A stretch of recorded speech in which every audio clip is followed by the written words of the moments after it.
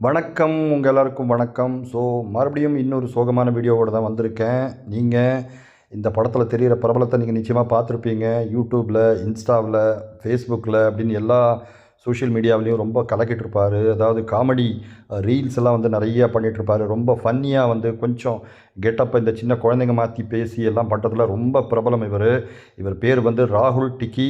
ஆனால் என்ன சம்பவம் அப்படின்னா, இன்றைக்கி கோயம்புத்தூரில் இவர் வந்து பைக்கில் போகிறப்போ அவர் இறந்துருக்காரு.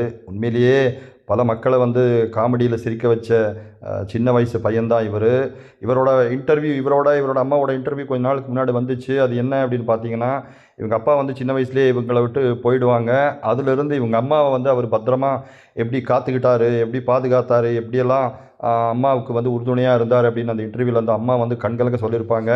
ஸோ ஒரு காமெடி பிரபலத்துக்கு பின்னாடி இந்த மாதிரி ஒரு வாழ்க்கையா அப்படின்னு நம்ம எல்லாருமே ஆச்சரியப்பட்டு இருந்தோம். நிறைய பேர் வந்து அந்த வீடியோஸை வந்து பார்த்து வைரலாக்கிட்டு இருந்தாங்க. அந்த மாதிரி ஒரு நல்ல மனசு, அம்மாவுக்கு செல்லப்பிள்ளையாக இருந்தவர் இந்த சின்ன வயசுலேயே இறந்து போனது வந்து உண்மையிலேயே வருத்தமாக இருக்குது. ஸோ இவரோட ஆன்மா வந்து சாந்தி அடையணும் அப்படின்னு நிச்சயமாக நம்ம ப்ரே பண்ணுவோம். அதே மாதிரி பைக்கில் போகிறவங்கெல்லாம் தயவு செஞ்சு கொஞ்சம் ஸ்லோவாக போங்க, பாதுகாப்பாக போங்க.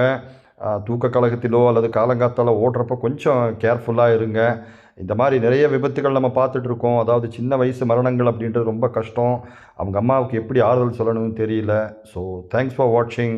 Have a good day. Bye bye.